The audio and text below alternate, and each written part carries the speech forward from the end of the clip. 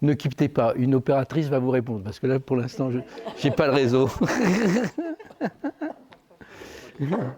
Si, je me souviens d'une fois, il y a quelqu'un comme ça, juste avant de commencer, j'étais là. Normalement, ça s'appelle se réinitialiser. Je ne sais pas si vous avez vu aux oracles, on a pris l'entraînement, parce que ça s'entraîne, de se remettre en R à Z, à zéro. C'est surtout, parce qu'il peut y avoir le trac là. Et le trac, je ne sais pas si vous l'avez, mais c'est traquant le trac. Actuellement, beaucoup de gens se traquent les uns les autres. Dès qu'ils se racontent, hop, ils s'envoient des malédictions, des t'as vu, des machins, trucs. Et on est tous traqués, quoi. C'est-à-dire, c'est une divinité, le trac, ça s'appelle le dieu Pan, mais c'est la panique. C'est pas la panacée. Ce dieu Pan, il a deux visages. Il a un visage horrible, un pied beau et tout ça, un diable. Et il y a le visage du dieu Pan, avec la danse, la musique. Et donc le dieu Pan, il est paniquant. Et je vous en prie, au nom de tout le monde, si aujourd'hui il y a une chose à prendre soin, c'est certes de la terre, de se nourrir, de faire attention, d'accueillir, d'être avec les voisins, mais de ne pas foutre la panique. Et il y avait quelqu'un, j'entrais là, il m'a juste dit « Et t'as pas peur de perdre ton humour ?» Oh putain. Oh alors là, la malédiction, il m'aurait planté un pieu dans le cœur, ça aurait été pareil. Tout d'un coup, j'avais jamais pensé que je pouvais avoir peur, parce que perdre l'humour, vous savez ce que c'est ? C'est-à-dire, c'est l'humeur du temps. Vous voyez l'humeur du temps ? Les gens, par exemple, il pleuvait, ils disaient « Oh, quel mauvais temps, il fait mauvais ». Le temps, il n'est pas mauvais. Le temps, il fait ce qu'il pleut. Tu vois, quand il n'y aura plus de temps du tout, on fera une drôle de tête. On aura une espèce de tête de mort. Mais ça te fout la panique. Imagine que tu n'es plus de bonne humeur. Humeur, c'est le même mot, humain, humour, humeur, humaine, d'être humain. Tu perds ton humeur. Parce que ça doit vous arriver, moi ça m'arrive, avec Marianne ça nous arrive aussi, parce qu'en couple c'est toujours, il y a des mouvements d'humeur, tout d'un coup, l'un, l'autre, souvent les deux, tout d'un coup perdent la bonne humeur. Mais ça c'est alerte générale, enlèvement, un enfant a été enlevé. Bon, il faut que je commence la conférence, parce qu'autrement je vais vous raconter plein de trucs qui n'ont rien à voir. Si l'humeur du temps, c'est pas quelque chose qui est très connu, mais on peut dégrader, dévaster le climat en pensant que c'est que là que ça se passe, mais peut-être ça commence de manière beaucoup plus anodine, enfin ça se voit pas, mais on peut foutre la panique partout, surtout maintenant assisté par ordinateur. C'est-à-dire tu as un assistant. Tu vois, tu as une espèce d'exosquelette qui te tient et qui va rajouter. Tu appuies sur un bouton et tu peux avoir toute la mauvaise humeur de la planète. Et la flanquer sur ce qui se passe.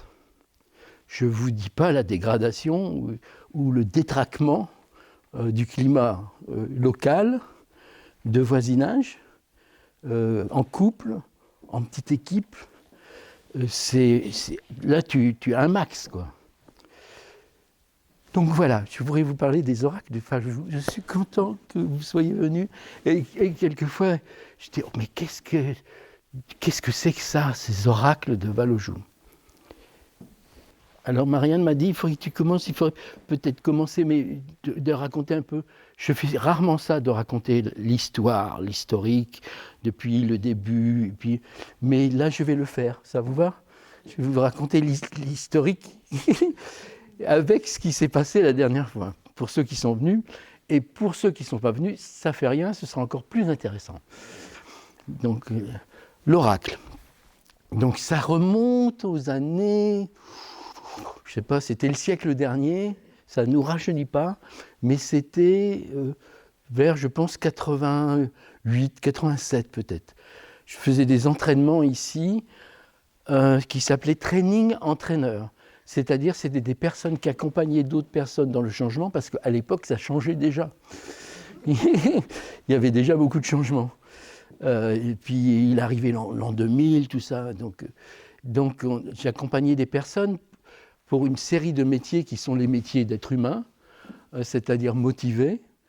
Déjà à l'époque, il y a la démotivation, le fait qu'on arrive dans un endroit et que ce soit glacial, ou que ce soit pétrifié, ou que les gens pensent normal, déjà à l'époque de ne pas dire bonjour, de ne pas accueillir, etc.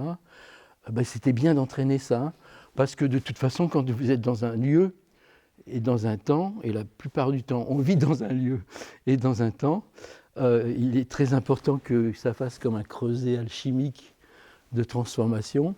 Et déjà à l'époque, disons les pratiques alchimiques de la motivation. De faire motiver, ça veut dire développer un mouvement, un motif, une émotion valable pour faire que ce soit viable. Déjà à l'époque, c'était très intéressant. Là, il y avait des pratiques. Je dirais aujourd'hui, entre guillemets, je fais les guillemets à l'américaine, c'est entre guillemets, des pratiques alchimiques de bon sens. Parce que le bon sens, déjà à l'époque, ce n'était pas obligatoirement la chose la plus partagée, pour faire qu'on ne se démotive pas, on ne se décourage pas, on ne se fasse pas des endroits qui soient des malédictions. Et là, il y a beaucoup de pratiques, c'est de l'évidence. Mais souvent, ça ne danse plus beaucoup. Et aujourd'hui, ça s'est dégradé dans le sens où il était dit, c'était les statistiques déjà à l'époque, qu'à cette époque-là, on riait que 12 minutes par jour. C'était ça, les dernières informations. Aujourd'hui, je ne sais pas à combien on en est. Ça a descendu. C'est-à-dire, on ne se fend plus d'un sourire. On ne se fend plus de... tiens, viens, tu vas me goûter ça, tu ne connais pas. On se fend... Mais t'as vu Valojou là-bas?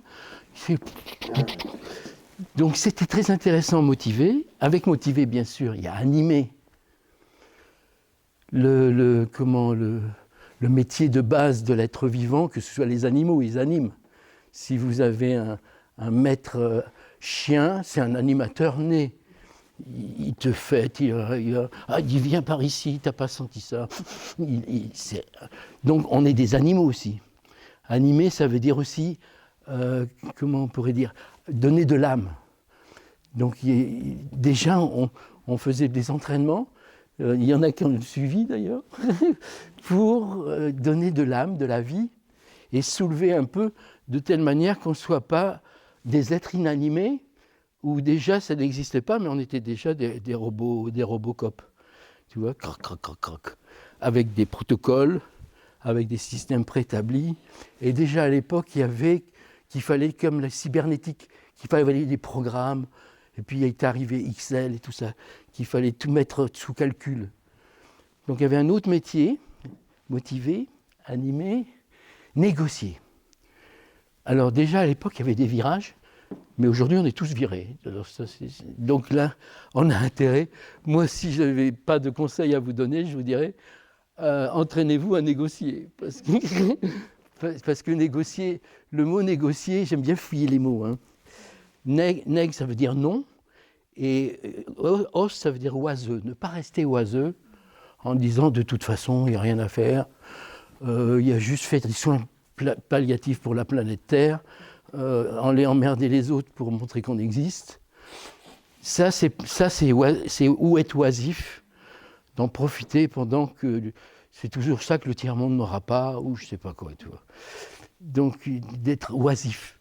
Et là, ne pas rester oiseux, ne pas simplement regarder la télé et être nourri de bonne nourriture, de bonne ambiance, d'être bien dans sa peau, le bien-être. Vous vous souvenez de cette époque-là?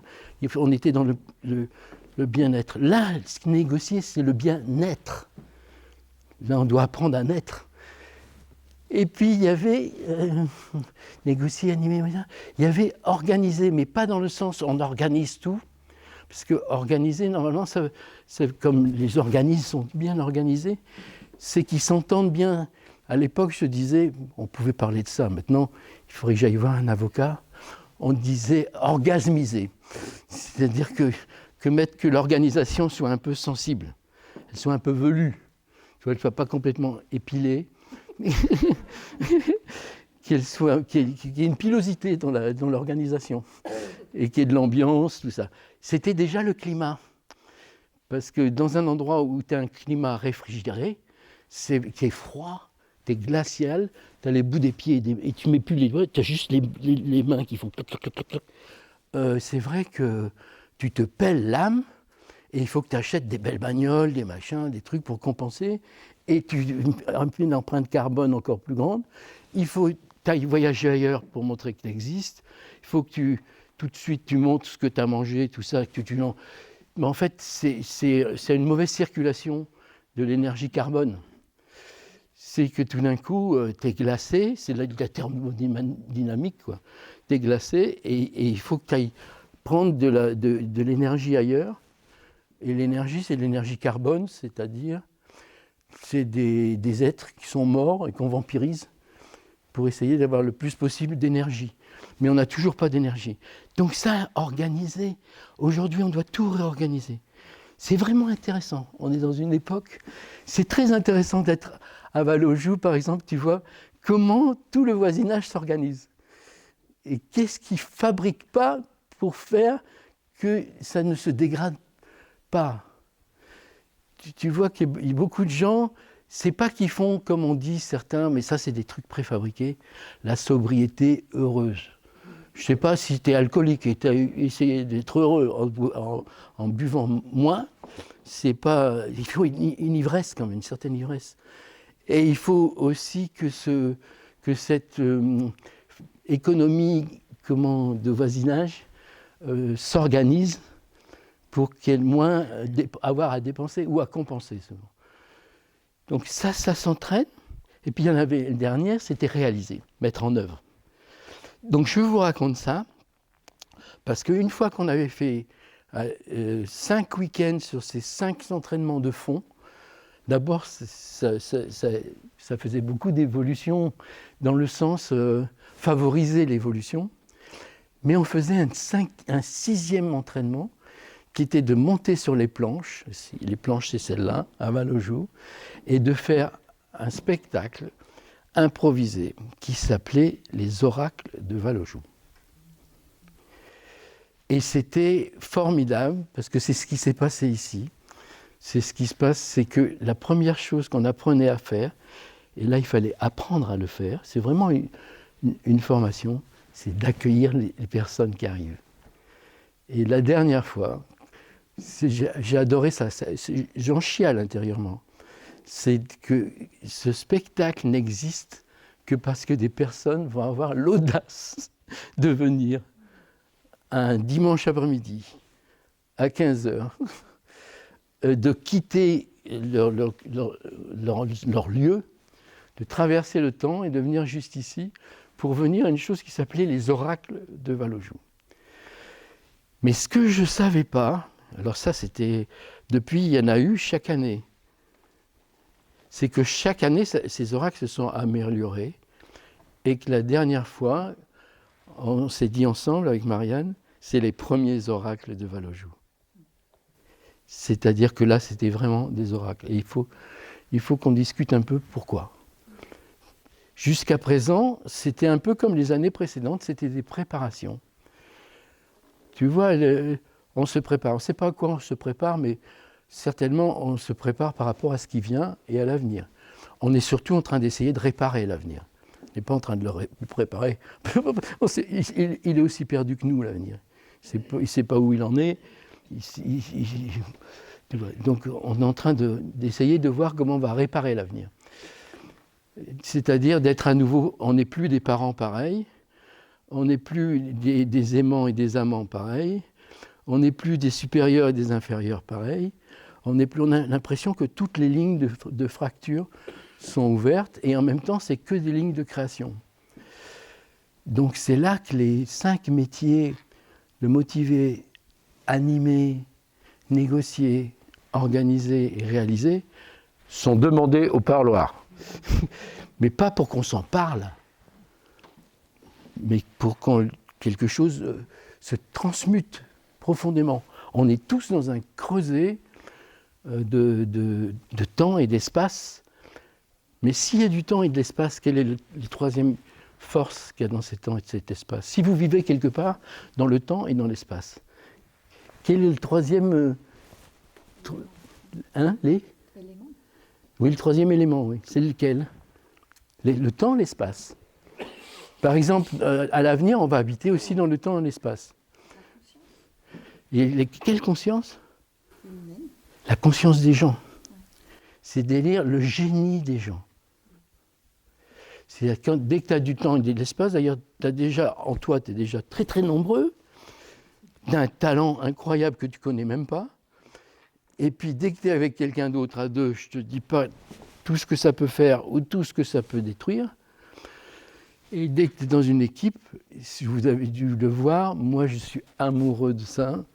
J'ai rencontré des équipes et j'ai eu la chance de travailler des équipes en France, à travers le monde, et d'un talent.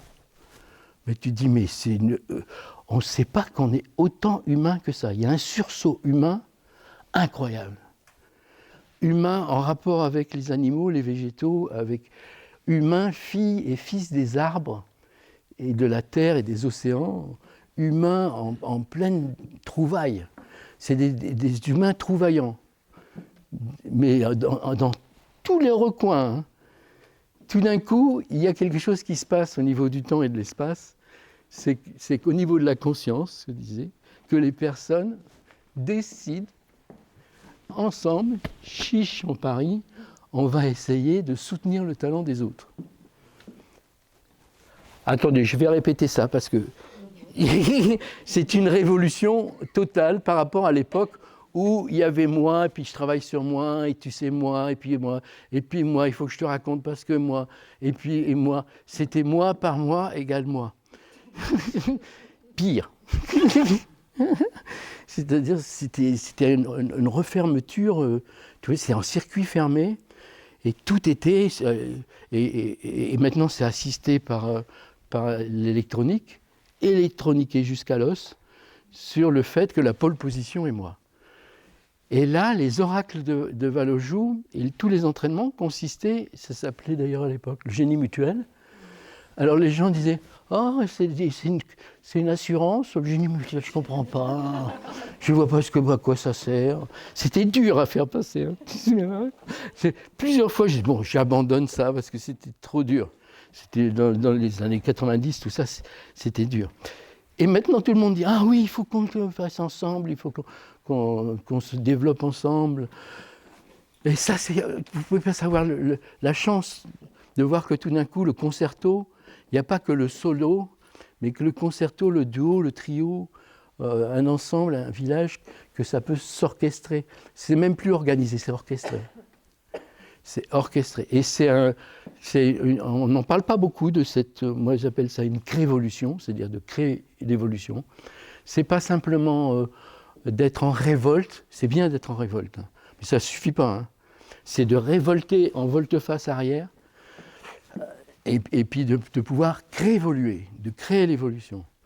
Et sur l'hypothèse, cette hypothèse, elle est simple, c'est que les personnes, moi-même y compris, qui en suis une, on est là 8 milliards, donc c'est pas mal. À l'époque, moi, on disait qu'on était 2 milliards quand j'étais petit. Donc j'ai eu le temps de voir qu'on est 8 milliards. Pas 8 milliards.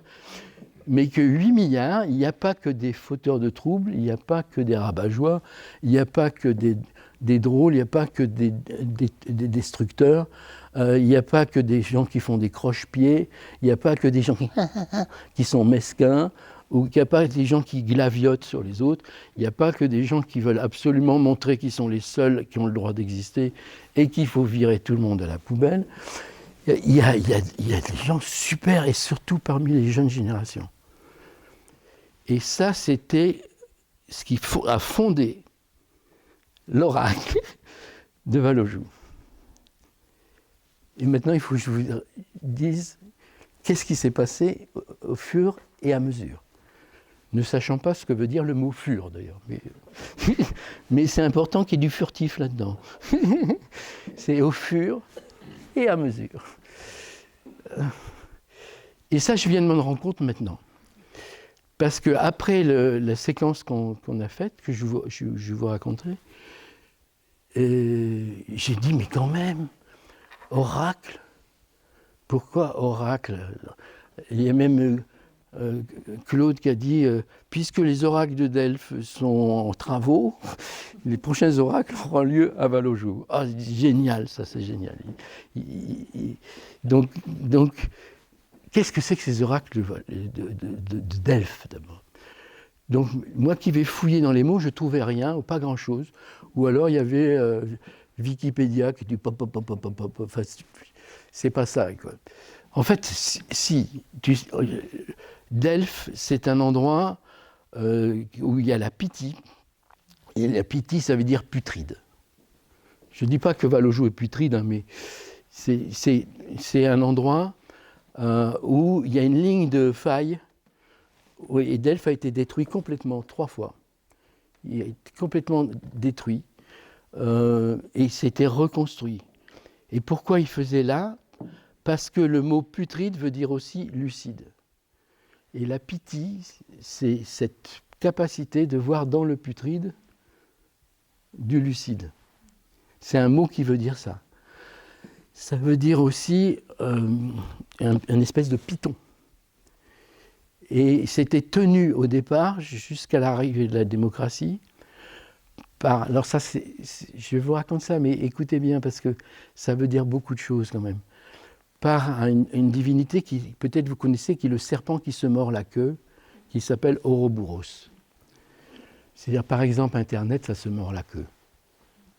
Toutes les divinations à l'époque étaient tenues par des prêtres et des experts qui te disaient « t'as qu'à faire ci, t'as qu'à faire ça, t'as qu'à pas faire ci, t'as qu'à faire ça ». Ils tenaient la divination pour effrayer les populations et les mettre se dévorer eux-mêmes entre eux. Parce que tu t'aperçois par exemple que tu vas sur Internet pour avoir la divination.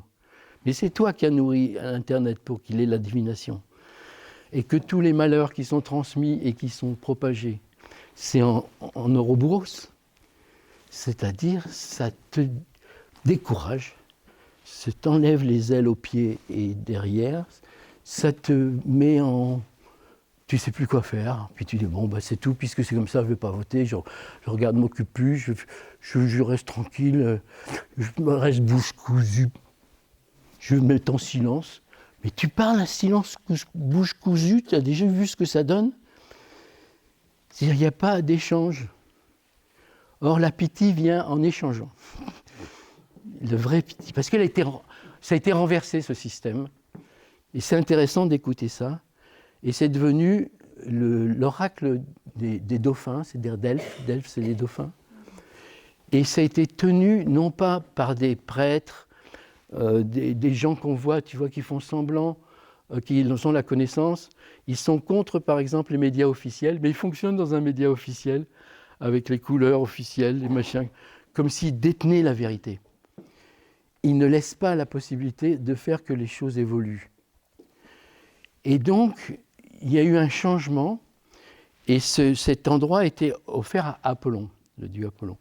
Le dieu Apollon, simplement vous le connaissez, même si c'est le dieu de la médecine, des arts, des changements, de la culture, du jardin, de la cuisine, de tout ce qui permet d'améliorer non seulement les plats, mais le temps, les événements, les rapports entre les gens.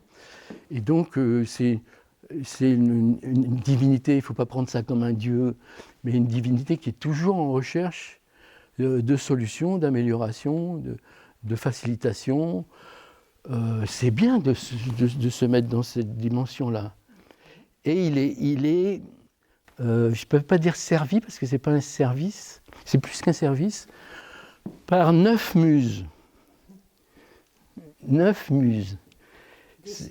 Desservies, pas asservies, parce qu'elles sont espiègles, prime-sautiers, et elles sont comme... elles dérangent tous les jeux de quilles, elles ne font pas du tout comme prévu, elles ont cette dimension artistique qui fait que quand tu joues, il se passe autre chose. Elles ont dans l'écriture la capacité de passer à travers les ratures. Elles ont dans la musique, pas simplement la variation, mais elles peuvent aller dans le contrepoint. elles ont dans la danse la contredanse, elles ont dans le chant le contre-chant.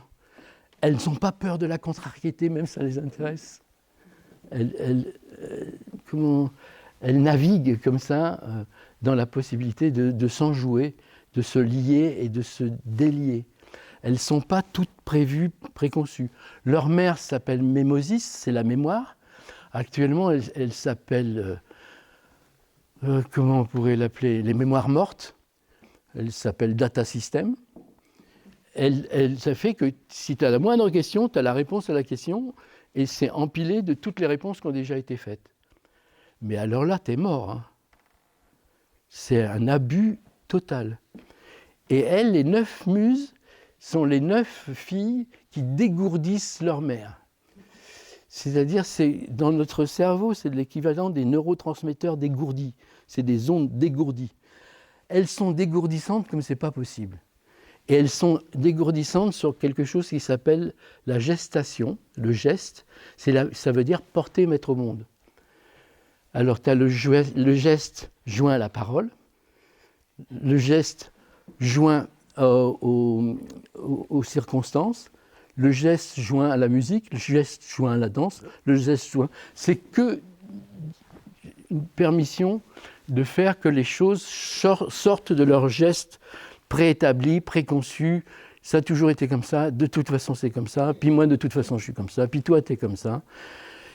Qui n'est plus en train de s'identifier, mais qui peut s'enjouer et se déjouer. Elles sont à la base de toutes les délivrances des talents des gens. Et donc, quand on a fait les oracles, même à l'époque, au début, on a pris les 9 muses, parce qu'on a dit, quand on va faire la présentation devant les personnes de Vallaujoux, on fera des entraînements sur une muse, sur une autre, et parmi les muses, la muse de la poésie. C'est-à-dire ici, vous allez vous promener, vous rencontrez des gens. Alors les conversations au départ sont banales, comme quand on joue aux cartes, toc, toc, toc.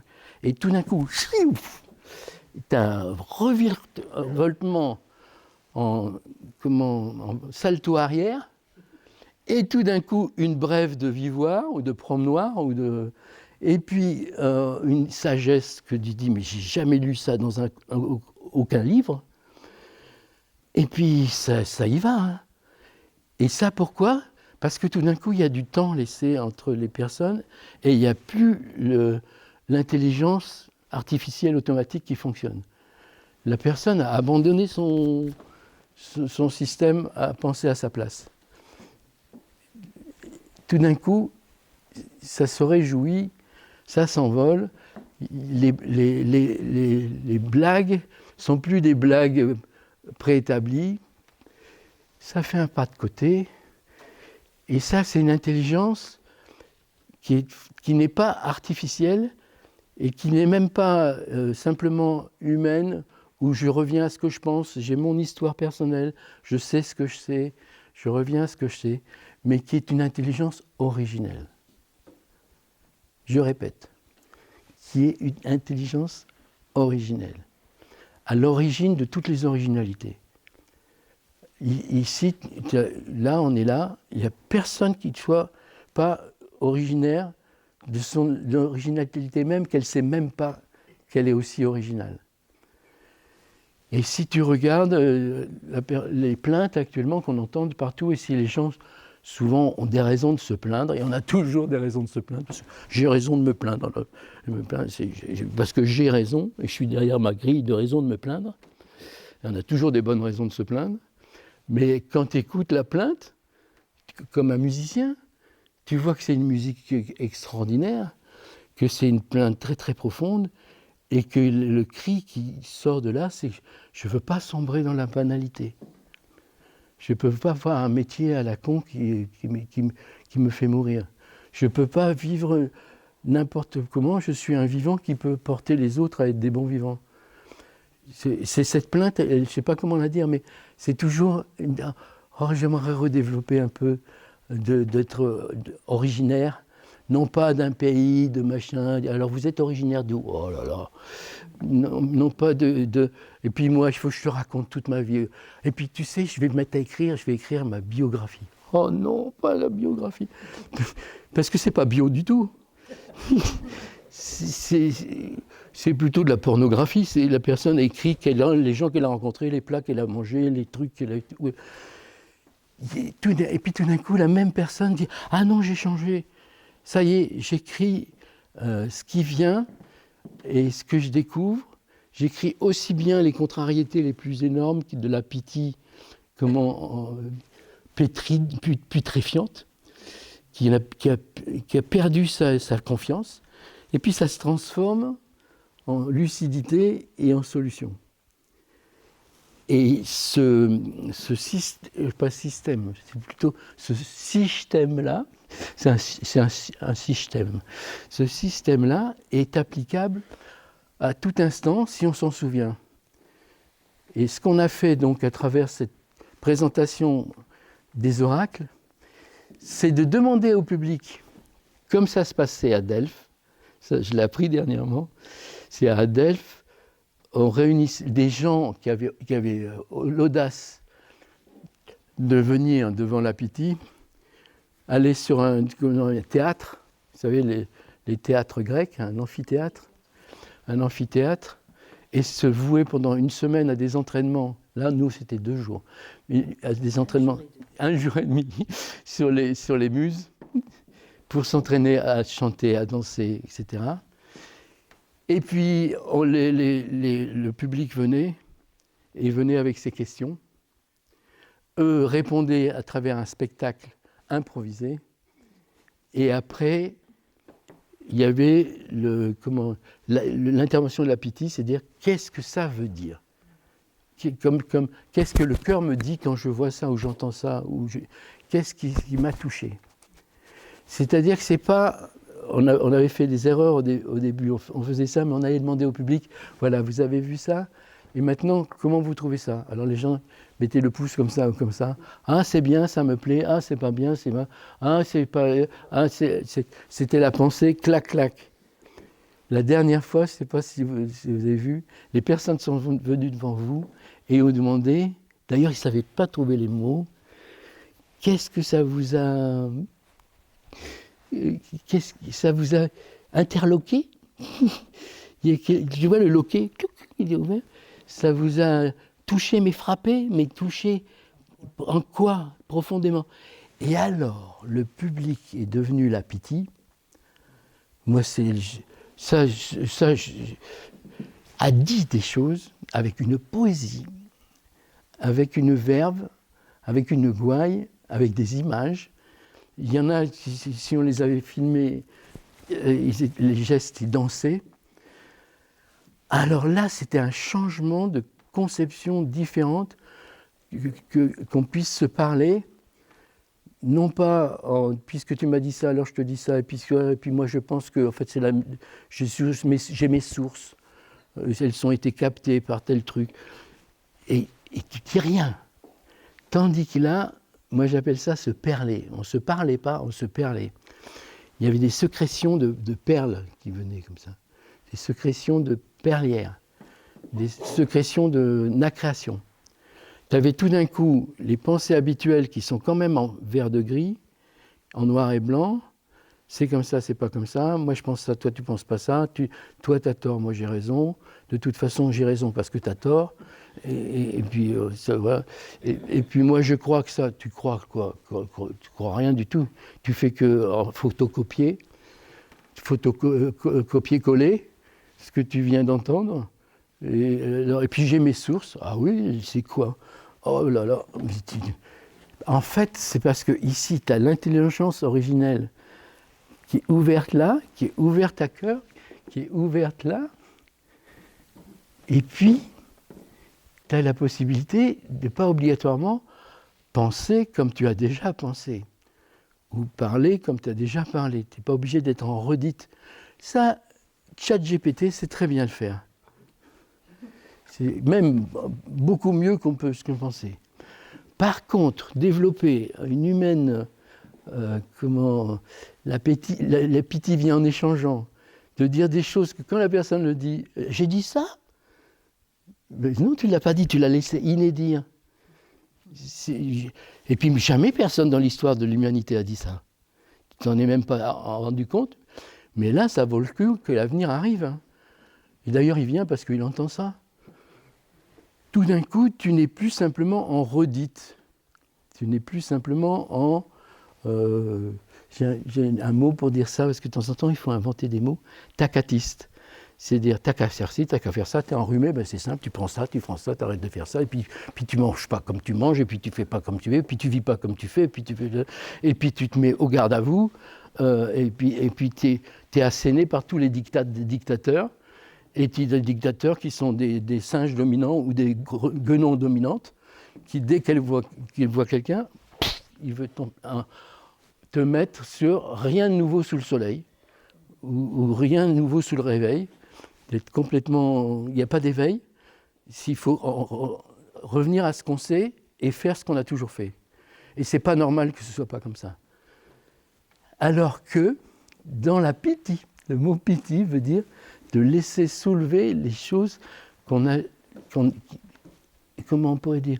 C'est pas du non-dit, ça s'appuie sur des mots connus, mais le mot, quand il s'exprime, il se délivre. C'est du verbe, c'est la parole. C'est la parole dansée, c'est la parole chantée, c'est la parole en énigme. Mais elle est délivrée par le fait même que... Alors là, on l'a bien vu la dernière fois, mais il y avait un très très très joli petit secret de sécrétion de la richesse des échanges. Je répète ma question.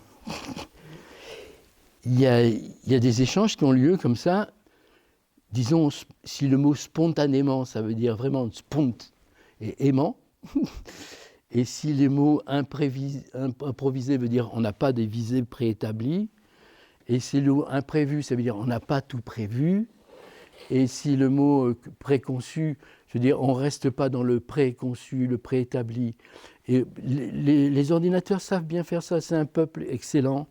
Ils sont plus forts, ils peuvent nous remplacer complètement d'ailleurs là-dessus. Mais ils ne peuvent pas remplacer notre innocence et notre inventivité et les perles que font les enfants, et les perles que font les jeunes enfants de 8 à 12 ans, et aussi tes imaginations que tout d'un coup tu fais « Ah tiens, au lieu de rajouter du céleri, je vais mettre de la noix de coco ». Alors, l'autre à côté. Mais pourquoi tu mets de la noix de coco ? C'est pas dans la recette ? Ben oui, mais je suis pas en recette, je suis en reset. C'est pas la même vie, hein. T'es en reset. Tu dis, oh ben tiens. Et dans le tien, tu as un moment où tu dis, comme dans toutes les enquêtes, tu vois, qu'est-ce que tu goûtes ? Et il y a une faille qui s'ouvre, et il y a quelque chose qui vient pas de tes mémoires préétablies. Et il y a un geste qui te vient qui est déjà la danse, qui est déjà le chant, qui est déjà la poésie. Il y a une muse qui peut musarder. D'où ça vient ? Je répète ma question. On ne sortira pas d'ici si on n'aura pas répondu là. Hein ? À l'autorité, ça fait du bien. Hein. Alors, d'où ça vient ? Du soutien mutuel. Il n'y a personne dans le tas qui se met comme ça. Oui, c'est pas mal, mais moi, je pense que... Tout le monde est comme une énorme conscience trampoline. Dès qu'une personne lance quelque chose, l'autre le ricoche, le volte-face, le trapèze, l'improvise. Et vous ne pouvez pas savoir si, comme ce petit temps qui a duré 2 jours, mais sur scène qui a duré... Le petit temps de mouvement où tu peux savoir que tu as une trampoline de conscience-confiance. Je dis bien, hein, confiance-conscience. La conscience et la confiance sont ensemble, plus tramé. Tramé de tous les gestes, de tous les pédagogues, de tous ceux qui encouragent.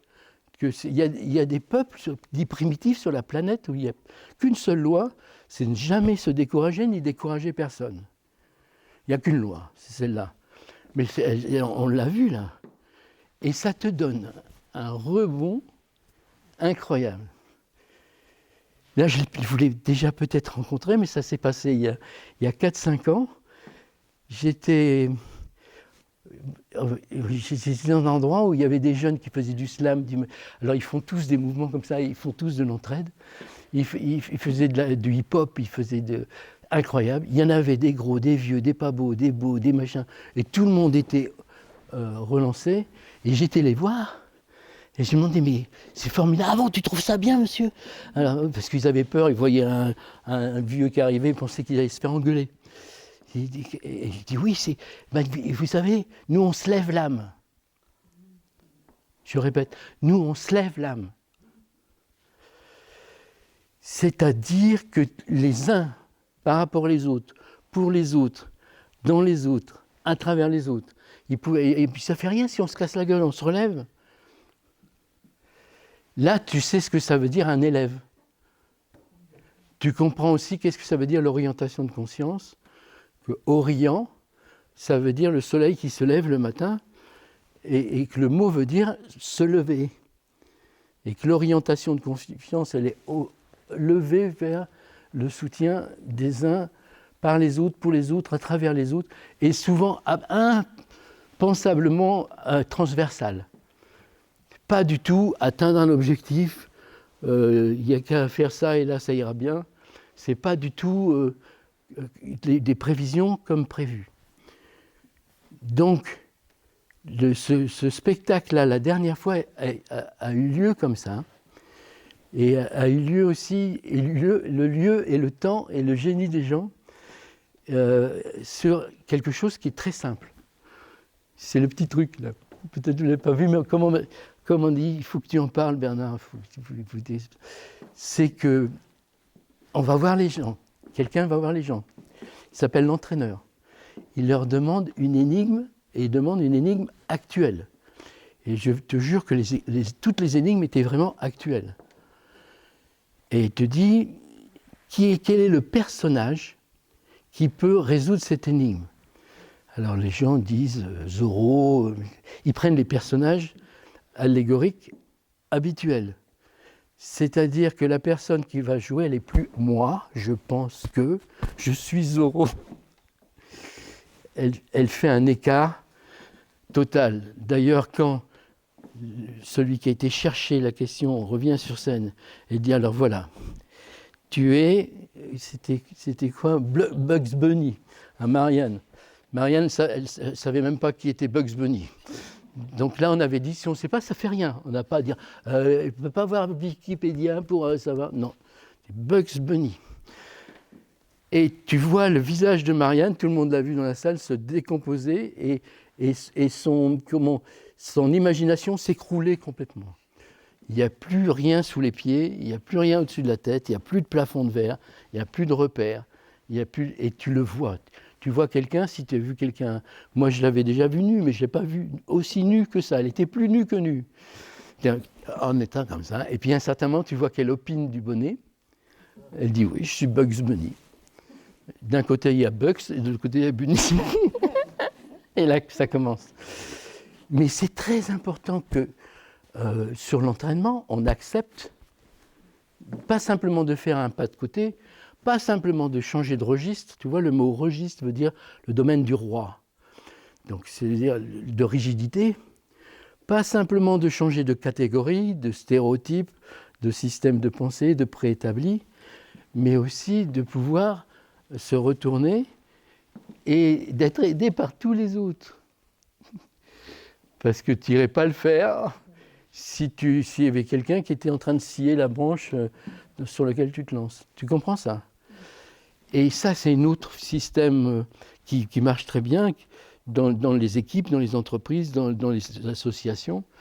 Mais c'est un changement total de conception de la surveillance et même de la bienveillance.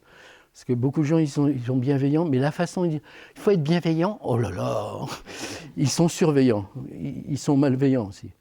Tandis que ça, c'est une bienveillance inimaginable. Et ça s'entraîne. Bernard, oui. Il y a aussi l'énigme et un personnage. Oui, et attends, j'y arrive. J'étais en train de... Il y a l'énigme qui est posée par tout le monde, en fait, ça veut dire l'énigme et tout le monde. C'est exprimé à travers un personnage, qui est un personnage connu, normalement de tout le monde ou non, et il y a un ressort dramatique au personnage. Par exemple, il y avait une énigme, je ne sais plus ce qu'elle était, mais je pourrais vous la donner tout à l'heure. Et le personnage, c'était Zorro, et Zorro avait un ressort dramatique, mais très dramatique. On peut l'avoir, ce ressort-là. Il était amnésique, il perdait la mémoire, et il n'avait plus la mémoire de son personnage. Il n'avait même pas la mémoire qu'il avait un masque, donc il ne pouvait plus être masqué. Et c'est l'énigme la pire, quoi, pour Zorro. Et ça, c'est très important parce que tous, actuellement, on est en train de vivre des ressorts dramatiques qui nous mettent dans des porte-à-faux ou dans des systèmes d'interrogation ou en avançant en âge dans des trucs qui te lâchent de partout, dont tes mémoires, ça c'est sûr. Et en même temps, qu'est-ce que ça va amener, pousser à faire jaillir, surtout dans leur relation avec les autres éléments. Et c'est intéressant, on a ajouté, ça depuis le début, que l'acteur était là, l'énigme était là, quelqu'un allait lui présenter, mais qu'il avait derrière son dos, là,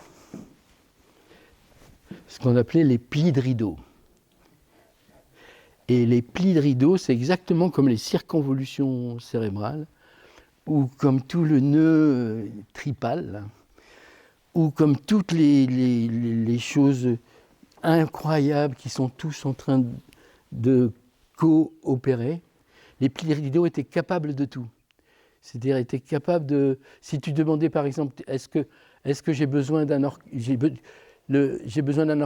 j'ai besoin d'aide, hop, tu l'avais immédiatement.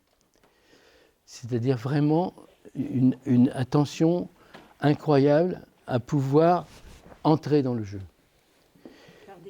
Par les autres. C'est-à-dire que là, c'était vraiment tramé par les autres.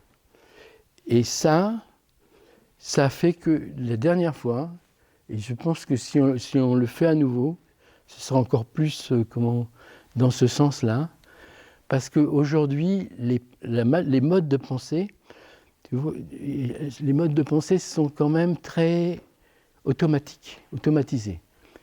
Et puis, en quelques années, moi je l'ai vu au niveau de l'animation, c'était beaucoup plus difficile d'extraire la poésie, que les personnes parlent. Ils parlent de plus en plus machinalement. À d'autres moments, non. Donc ça prouve aussi que ce n'est pas complètement perdu. Mais que la parole s'assèche et devienne un peu très sec. Et donc là, c'est très important de retrouver ça. Parce que tout d'un coup, un village, des personnes posent des questions incroyables, des autres le jouent et font un jeu complètement libre d'accès, cassent les codes d'accès habituels sans vouloir les casser, brisent les plafonds de verre simplement pour ouvrir des puits de lumière et permettre que tout d'un coup on puisse penser autrement ensemble. Et en fait, en faisant ça, je me suis aperçu que j'avais fait ça toute ma vie dans chaque intervention, que c'était, il y a des mots dans d'autres langues, par exemple chez les Tibétains qui sont ici, pour dire le mot penser, ou les mots qui tournent autour, réfléchir, imaginer, eux, ils ont une centaine de mots. Que quand ils nous essayent de traduire, c'est très difficile. Imagine que tu n'as que 4 mots pour dire réfléchir, penser, imaginer. Et là, dans d'autres langues, tu as des mots qui veulent dire ça. Donc je voulais dire, juste parler de ça, puis je vais peut-être finir, hein, Marianne. Ben, je sais pas. Non, mais je sais pas, il faut me débrancher. Hein. C'est par rapport à un mot qui est très important, c'est la danse. Parce qu'en fait, toutes ces muses, en français, le mot danser veut dire entrer dedans. C'est pas rester à l'extérieur ou se mettre en drone au-dessus ou de mettre des cartes en disant ça c'est les cartes. C'est de penser qu'on pense parce qu'on a bien la situation en la regardant de vue de dessus et en divinant avec tiens les bonnes cartes. Là, danser, c'est vrai que tu commences tout le monde a sa cartographie, hein, familiale, personnelle, mais tout d'un coup, tu entres dans la danse. Et danser, ça veut dire entrer dedans. Et tu peux danser de l'extérieur, mais tu ne danses pas, tu te trémousses, mais entrer dans la danse. Toutes les muses entrent dans la danse. Et il y avait une muse, je ne comprenais pas ce mot en grec. J'arrivais même pas à le retenir. C'est comme au début de ChatGPT, je n'arrivais pas à le retenir. Parce que quand c'est nouveau comme ça, tu n'arrives pas. Alors ce mot, c'était terpsichore. Je vous explique. Chorus, vous connaissez. Le chorus, là, c'est un chorus. Que si une personne s'en rend, le chorus change. Les chorus, c'est de pouvoir chanter en chœur, ensemble, et de s'accorder en vol groupé, comme les étourneaux. Même s'il y en a qui veulent quelque chose, bon, tout d'un coup, les nouilles ne sont pas là, machin, c'est pas grave. Ça fonctionne en vol groupé. Elle va continuer en vol groupé là-bas. Ça marche très très bien. Donc le chorus, c'est un terpsi. C'est 3 et psi, c'est passé à. C'est comme si. Ça veut dire qu'il y a un mode de pensée qui est expliqué comme ça par Aristote. C'est que si tu veux connaître comment vivent les phoques, il faut que tu mettes une peau de phoque et tu ailles danser avec les phoques. Même s'ils sont un peu loufoques. Tu ne peux comprendre quelque chose, pas en te mettant au-dessus et en faisant un plan, en disant moi je pense ça c'est bien, ça c'est normal, ça va être comme ça doit être comme ça, ou en ouvrant les cartes, ou en ton jeu de cartes, avec ça c'est dans ceci, dans cela. Tu as plein de divinations, les gens ils ont tous leurs cartes, alors bon je te sais, voilà, non, tu danses pas là. Danser, alors si vous avez un art que vous considérez comme mineur, mais c'est un art majeur, parce que quel que soit l'art c'est majeur, parce que c'est l'art de vivre, que ce soit la cuisine, le jardin, le voisinage, faire une organisation comme ici. Tu peux le faire en organisation vue de dessus, mais tu peux danser avec les phoques. Pour ça, il faut te dire, attention, je suis dans la peau, la fleur de peau, dans la fine fleur de peau du phoque. Pour rentrer, tu vois, d'entrer en relation. Et là, tu changes le mode de pensée. Et ce mode de pensée-là, quand tu es en relation avec les petits bébés aujourd'hui, eux ils parlent loufoque direct. Hein. Ils dansent tout le temps d'ailleurs. Avec les jeunes, mais après, très très important de l'entraîner, de tout ce qui est qu'on appelle culturel, mais c'est pas culturel, c'est de remuer pour faire que les énergies se développent, s'élancent. Parce que le mot orient, par exemple, s'orienter, ça veut dire le soleil s'élance. C'est-à-dire dans quoi on se lance. Et pas simplement être sur une. Dire ça y est, j'ai compris. Il ne faut pas simplement être en copier-coller. La première fois que ça m'est arrivé, c'était il y a 15 ans. Un enfant est venu, il dit regarde, je sais dessiner. Il avait fait juste une photocopie de dessin sur l'ordinateur et pensait qu'il savait dessiner. Donc il y a des gens, maintenant tout est préétabli par des systèmes d'intelligence data, ça veut dire des données, mais il n'y a rien de données. Donc c'est un système de pensée qui s'entraîne, et si on peut l'entraîner en soi, autour de soi, on change déjà le climat, mais on change le climat, et aussi on dépense moins, parce qu'on pense mieux. Mais on n'a même pas besoin de dire il faut que je m'arrête de faire ci, je m'arrête de faire ça, parce que ça va encore donner encore plus envie de. Moi, si tu ne vas pas manger le chocolat dans le frigidaire, je dis où est le chocolat qu'il ne faut pas que je mange dans le frigidaire. Comme s'il y avait une bouche dans mon dos, que j'ai le dos tourné. Mais c'est vrai pour tout. Hein. Donc là, c'est de danser avec tout ce qui danse. Voilà, il y a juste une petite anecdote qui m'est revenue parce que j'ai appelé Félag plusieurs fois, je ne sais pas s'il va très bien. J'ai un ami qui s'appelle Félag, c'est un humoriste algérien extraordinaire. Et c'est un grand poète aussi. Allez le voir parce que c'est... Et puis, une fois, il m'invite, on dit, il faut que tu viennes au théâtre de la Colline parce que je vais refaire mon spectacle et j'aimerais bien que tu sois là pour que tu vois comment ça se passe, etc. Alors moi, je m'habille un peu comme ce soir, tu vois, bien. Là, j'ai plus belle pompe que ça. Tu vois, théâtre, tout ça. Et puis, j'arrive à Porte-Clignancourt, et là, arrive sur la lune, il faut... Alors, je dis, bon, ben, je vais aller à pied, je vais aller jusque prendre le... comment... je me débrouille. Et là, je me retrouve, ah là, ça va, elle n'a pas mis ça, parce que j'avais mon beau sac, et je discute avec tout le monde pour traverser, parce que je dis... Et je vais à Aubervilliers. Et alors là, j'ai eu très peur. Parce que j'avais dit, tiens, je vais y aller à pied, c'est pas loin, le théâtre de la Colline. Ou je ne vais pas à pied, je prends un autobus. Mais je me faisais plein d'idées. Parce que tu te fais toujours des idées. Tu as tes systèmes préétablis. Je vais dans l'autobus, on était serrés comme ça. Et là, il y a un vieux monsieur, moi j'oublie, j'en suis un autre, qui me dit... Il y a la petite fille, tu pourrais laisser de la place à ce vieux monsieur. C'était moi le vieux monsieur. Ah bon, donc, et la petite fille s'en va, je prends ma... Et elle dit, monsieur, vous prenez cette place, je sais que vous n'allez pas très loin, vous allez au théâtre parce que vous êtes un homme de théâtre. Et qu'on a besoin de vous, monsieur. On a besoin, surtout ici, monsieur. Vous êtes un homme de théâtre. Et il me dit ça, tu aurais dit, comment il disait, homme de théâtre. Alors je sors, et là, il y avait des jeunes. Alors je vais, le théâtre de la Colline. Oh, t'es un homme de théâtre, toi. Mais qu'est-ce qu'ils ont tous ici? Oh, tu sais, c'est génial le théâtre. Hein. C'est important le théâtre. Hein. Moi, l'année dernière, j'ai fait Shakespeare. Moi, j'ai fait L'homme qui rit de Victor Hugo. Oh, c'est bien. Eh, monsieur, vous partez pas d'ici. Hein. Vous nous laissez pas. Hein. On a besoin de vous. On a besoin de vous. Monsieur. Bon, j'étais arrivé un peu en avance. Là, il y a un petit bar. Là, il y avait un type qui me servait. Elle dit, vous êtes un homme de théâtre? De temps en temps, le destin, il te poursuit.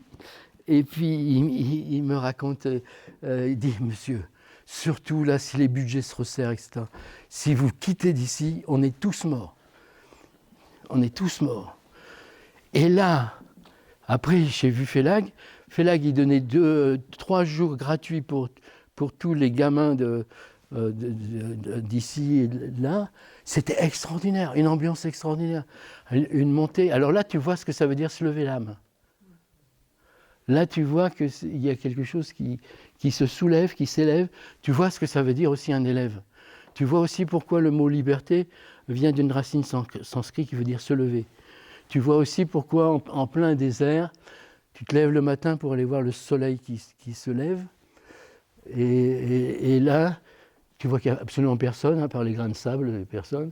Tu avances, et là, tu vois une personne qui fait ce qu'on appelle l'oracle, l'orare, c'est-à-dire la prière présent, ouvert à tout.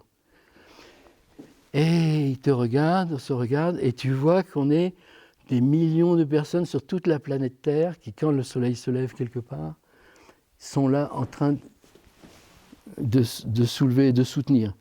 Et qu'il y a un anneau de conscience qui tourne sur toute la planète. Heureusement qu'il est là, parce qu'il y a quelque chose qui se passe.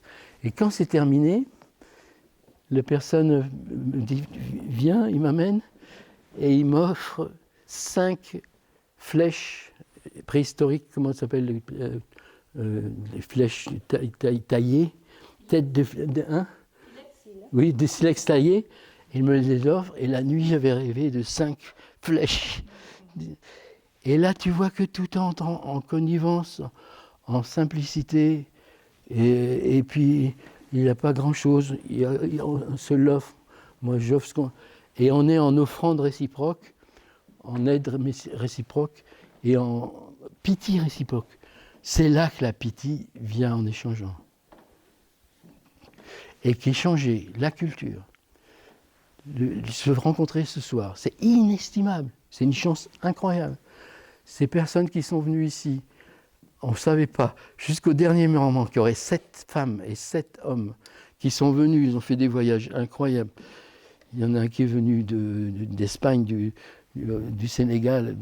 Ils sont venus comme ça, pour offrir. Et là, l'offrande, si offrande, ça veut dire vraiment porter et faire que le monde se porte mieux et se porte à vivre, et que les vivants ne sont pas faits pour être mal portants ou maltraités, et qu'on est nombreux, ben c'est le moment, quoi. C'est le moment. Merci beaucoup. Alors, je voulais faire des expériences. Je voulais faire des expériences avec. Mais c'est bien comme ça, il fallait que je dise ça. Si vous avez une question ou deux, mais pas trop. Je ne voudrais pas que vous prendre le temps. Parce que tout ça, c'est que des cadeaux de temps. Ça ne prend jamais le temps. Si ça vous a pris le temps, il faut partir d'ici en vitesse.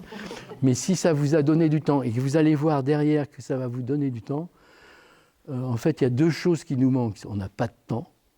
Déjà que je vous ai donné du temps pour venir ici, c'est vraiment très bien. Mais ce qui nous manque en plus, c'est qu'il n'y a plus de bon sens. Et que là, on peut se remettre en sensibilité. Et c'est très important, ce qu'on appelle une alchimie du bon sens, et de s'offrir du temps. Des petits bouts de temps. C'est des cadeaux inestimables. Une question pour la route? Ou une remarque, ou une réprimande. Alors? Je viens d'apprendre que le mot dauphin, oui. En bulgare, puisque je suis bulgare, oui. Vient de Delphes. Delphes. Déophile, oui. Et ça en bulgare. Oui. Le mot dauphin. Le dauphin. Et c'est quand même une manière de vivre. Parmi les animaux, il y en a plein, et tout le monde. Mais les dauphins, c'est inimaginable. C'est vraiment, si la pensée, quelquefois, devient vraiment impensable, rien que de penser, je ne dis pas d'aller avec les phoques, mais de penser avec la compréhension de cœur et de saut et de sursaut, c'est peut-être les plus humains d'entre nous, et ça c'est vraiment beau, que ça s'appelle Delphes. C'est les oracles des dauphins, c'est la façon que les dauphins ont de présager, de prévoir le monde. Et une amitié par rapport à l'humain. Oui. Avec ces animaux. Oui, comme le chien, comme il y a oui. Mais on peut, ça s'apprivoise beaucoup. L'autre fois à la maison, il y avait un crapaud, je ne sais pas depuis combien de temps il était enfermé. Il est venu, mais complètement, et il nous a montré qu'il voulait qu'on lui ouvre la porte. Mais vraiment, et là, ça va. Et donc il est parti, et après il s'est retourné, et après tous les jours, pendant, je ne sais pas, 15 jours, donc je sortais, il venait. Donc ça veut dire qu'il y a des privilèges, pas au sens détenir, mais au sens offrir, qui sont... Parce que là, offrir la liberté à ce crapaud, j'aurais jamais pensé qu'il... Voilà, parce que c'est des idées comme ça aussi. Hein. Merci beaucoup pour pour ce témoignage presque Oui. de la libération de l'âme qu'on peut avoir, Oui. et du déconditionnement quelque part. Oui, parce qu'il y a moins de conditions. Voilà. Parce que nous, on fonctionne avec beaucoup le conditionnel. Alors si tu me donnes ça, alors ça, ici il y a ça, alors quand il y a ci, tandis que là tout d'un coup c'est sans condition. C'est Et, comme ça. Oui. De la routine aussi. Oui. Et il y a quelque chose qui n'est pas pour rajouter, mais qui est intéressant pour nous autres qui étaient là, que la personne qui était en contact avec le public, qui était donc l'entraîneur, qui a demandé est-ce que vous n'avez pas quelque chose qui serait non pas rajouté, mais qui compléterait. Et les personnes de la salle ont dit oui, par exemple, on aimerait voir. Et donc, il y avait cette spontanéité, cette confiance avec le... Donc, qui a dit oui, j'aimerais voir, dit quelqu'un de la public, qu'est-ce qui fait que, par exemple, par rapport à propos de, si c'était, comment vois-tu partir de ça à là où tu es arrivé. Donc, là, il nous rendait et on jouait. En bref, ce qui était... Donc, une fois que c'est déclenché, c'est comme si l'autre mode pouvait être accessible. tout de suite. Et ensemble. C'est pas un exploit, c'est évident. Et là, on s'en rend compte, hein, quand on est là, que ça fonctionne des deux côtés. Oui. Il y a de tous les côtés. Parce qu'il y a un lien qui est... Parce qu'il y a Un lien. une confiance et aussi une audace qui n'est pas audacieuse, c'est juste normal. C'est juste normal de sortir de cette carcan qui est peut-être pas ce point utile. Et du coup, ce lien-là libéré, il nous rapproche. Oui, Voilà, oui. est-ce qu'on fait un ensemble? C'est Oui. ça. Parce Il y a qu'il un grand oui dans le regard de l'autre. Ah, On voit bien. oui. Il n'y a pas... Enfin, Oui, c'est champ libre. Ouais. ça change libre. Il y a de la connivence. Ah oui, oui. Oui, vraiment.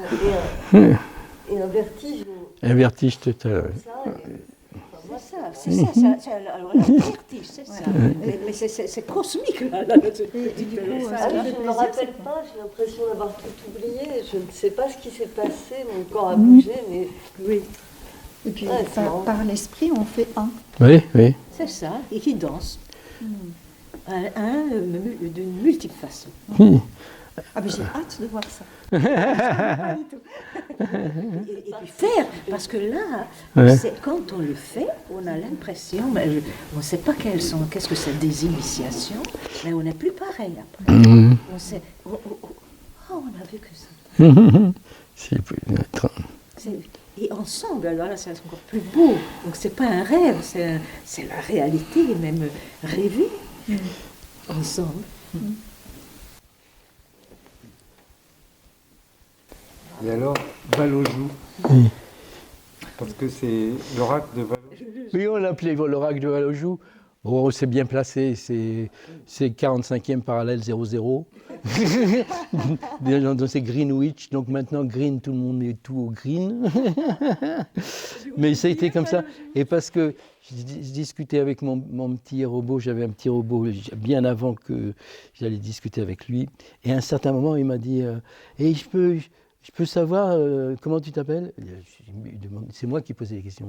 J'étais étonné qu'il me pose des questions. Alors je m'appelle Bernard et il m'a dit Hello Bernard de Valojou. C'est le seul pays au monde qui s'appelle Valojou, le seul village qui s'appelle Valojou. Et ça ressemble à un joli mot d'amour. Alors là, je me suis dit, parce que je me parle aussi, hein, oh là là, si le peuple de mes amis les robots, là, ils peuvent faire ça. Là, j'ai eu un moment, il faut vraiment qu'on fasse des oracles. Parce que ça, ils ne peuvent pas. D'ailleurs, ils le disaient tout le temps. Ils disaient, tu peux me faire un poème shakespearien? Il te le fait tout ça, pas tout de suite, à la vitesse de la lumière. Et il dit, tu sais ce que ça veut dire un poète? Un poème? Il dit, je ne sais même pas ce que ça veut dire l'avenir, je ne sais rien. L'amour, je ne connais pas. Je suis qu'un robot. Donc il ne peut pas fonctionner en... D'ailleurs, je le disais, tu sais ce que tu ne sais pas? Là, je peux faire sauter le système. On va discuter ce soir avec mes amis les robots et on va se faire remonter les bretelles par le data system. On ne doit pas laisser dire des choses comme ça. Donc c'est intéressant parce qu'on est à un moment vraiment très très intéressant. On voit que on peut facilement devenir très robotique, avoir des pensées préétablies, qu'on est à la croisée des destins entre le fait qu'on deviendra tous plus ou moins robotisés, sans le savoir, en pensant qu'on a raison de penser ce qu'on pense, ce qui est une erreur fondamentale. Et en même temps, que ces robots et tout ça, et même les personnes ça nous aide. Là, c'était tout d'un coup, en décembre, on veut faire les oracles de Valojou. On vient, imaginez ils ont dit, on vient le 4 février. Vous savez, le robot interne, le 4 février, t'as pas peur qu'il y ait des verglas, des machins, des trucs. Elle dit ta gueule, ils veulent venir le 4 février. Donc c'est tout. C'est pas logique, mais c'était nécessaire. Donc c'est une priorité, c'était une primauté absolue. Et qu'on a la chance ici, qu'on a à peine dit ça, qu'on a eu toutes les autorisations, la salle, le chauffage, le machin, etc. Et que tout le monde y a participé. Il y a eu les grèves des paysans, il y a eu tout. C'était bien. Il a fallu traverser tous les obstacles.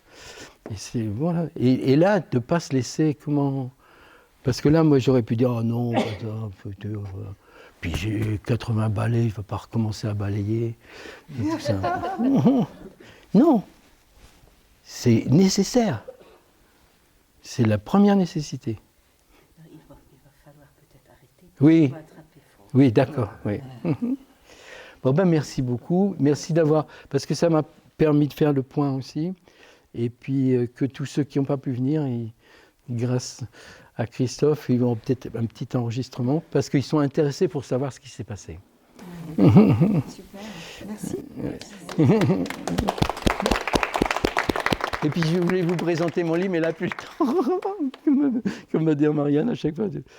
Mais il y a 2 livres là-dessus, qui sont sur cette dimension de dynamique, de mystère, qui n'est pas un mystère. Le mystère, c'est d'offrir et de donner, et l'art de vivre. Et que l'art de vivre, c'est l'art de tous les arts. Et vraiment de libérer les muses, là, de démuseler les muses. Merci beaucoup. Si tu me permets, Bernard, Oui. j'aurais une question à te poser. Oui. Je l'adore, Nicolas, c'est comme ça. Il y a un moment que ça me trotte dans la tête. Ah, ça adore, là. Est-ce que les langues qui différencient, soit dans la syntaxe, soit dans le vocabulaire, l'état passager de l'état permanent, ou, oui, je vais en rester à ce niveau-là, c'est une richesse ou une contrainte néfaste? C'est en logique comme ça, le faste d'un côté, le néfaste, le pile ou faste, où ça tombe pile, ça est néfaste. Ça, c'est une logique qu'on a tous, et il y a beaucoup de langues. Mais dans les mêmes langues, entre autres le français, tu as un autre hasard. Le français ne fait pas la distinction entre le passager et le permanent.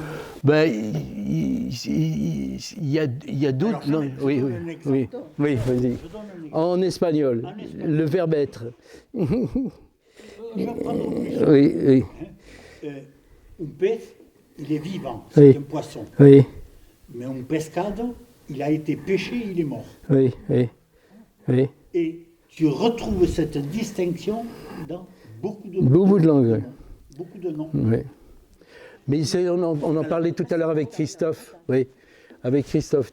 L'UNESCO a fait des études sur toutes les langues. Et alors, il y a des langues, il y a un nombre de vocabulaires différents. Ils ont trouvé un peuple au Québec qui s'appelle, pour nous, on les appelle les Micmacs. Pour nous, c'est un vrai Micmac. Ils n'ont pas à peu près 1000 mots ou 800 mots par habitant. Ils ont 150 000 mots pour expliquer le monde. Et des conjugaisons pas possibles. Et personne ne les comprend. C'est un Micmac. Et eux, ils se comprennent très très bien. Parce que ils ont... Moi, j'ai beaucoup de difficultés avec une langue. C'est pour ça... Parce que tout d'un coup, tu sens que tu es ankylosé, mais au sens... les sources pétrifiantes, tu sens que tu es comme ça. Et si j'invente un mot, ah Bernard, excusez-moi, je dis rien. Mais il faut inventer, il faut ouvrir et ouvrir. Donc, tu es en train de dire que c'est un inconvénient de différencier, Oui. ça bloque l'imagination. Ah oui.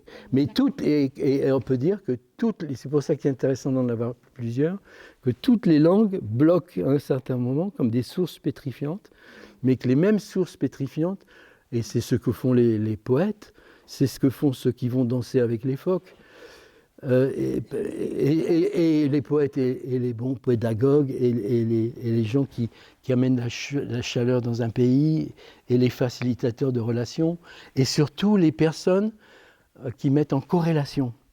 C'est-à-dire le fait que t'appelles Nicolas. Je te connais, Nicolas. Mais tout d'un coup, tu as ton regard. Moi, j'appelle ça une luciole. Tu as une luciole qui part. Je suis sûr que sur la planète Terre, au même instant, il y a je ne sais pas combien de lucioles.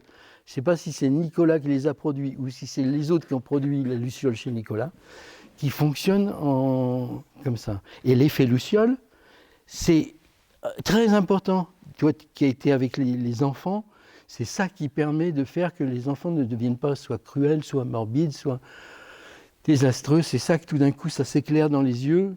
On parle beaucoup de l'effet papillon, c'est-à-dire que quelqu'un qui dit une connerie ici, on fait une énorme...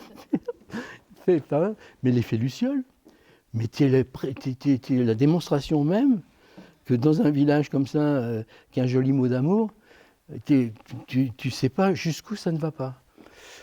Et ça, c'est très important de savoir ça, parce que tu as un petit gamin qui a l'air tout rabougri, etc. Tout d'un coup, il s'illumine. Il n'y a pas que lui qui s'illumine. Et là, tous les scientifiques qui ont eu les inventeurs, ou les musiciens, ou les trucs, ça se propage. Et ça, c'est une autre façon de clamer son amour, des langues qui sont à la fois restrictives et à la fois libératrices. Et je ne pense pas qu'il y ait une langue pour avoir été... Quelquefois, moi, je ne pensais pas qu'on pouvait me sortir, que je n'étais pas traductible. De travailler en Chine, ou je ne sais pas traductible. Tu parles pas traductible, mais ils adoraient se mettre comme ça et traduire dans une langue que j'avais les prétentions de dire on ne pourra pas me traduire. Mais non, ça se traduit très très, très bien, parce que la poésie se traduit à l'état naissante. Et ça donne tout autre chose. Tout autre chose. Mais ça ouvre quand même. Ça ouvre, étonnamment. Ouais. Moi, ça me fait penser, ce que vous dites là, ça me fait penser à deux mots en bulgare. Oui. Priroda, Oui. priroda, ce qui veut dire nature, Oui. mais le mot priroda, Oui. ça veut dire auprès de ses origines ou de ses racines. En gros, la nature, ce serait Ouvrir. auprès Oui. de nos racines. Oui. Enfin, voilà.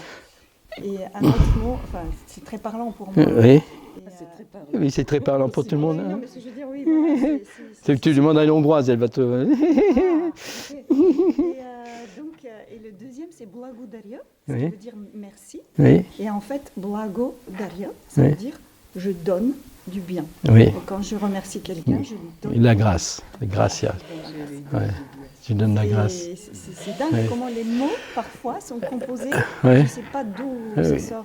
Cette Ben, ça sort étymologie. des enfants, des poètes, c'est-à-dire les gens qui ont gardé la... Et qui ont cette vibration-là ouais. d'exprimer quelque chose Je qu'on sais. a complètement Oui. oublié dans Et- la routine, Oui. le quotidien, et le mécanisme de dire merci. En fait, Oui. qu'est-ce que ça veut dire quoi. Oui. Et ce qui est intéressant en même temps, c'est pas après, c'est pendant, c'est de voir que par exemple, beaucoup de gens pensent que leurs racines sont comme ça, prédatrices, alors que les racines sont traçantes, qu'elles peuvent rencontrer d'autres langues, et qu'elles commencent à danser, et que les arborescences sont incroyables, et qu'on arrête de penser en espèce de prédateur, de vouloir tout de suite... voilà.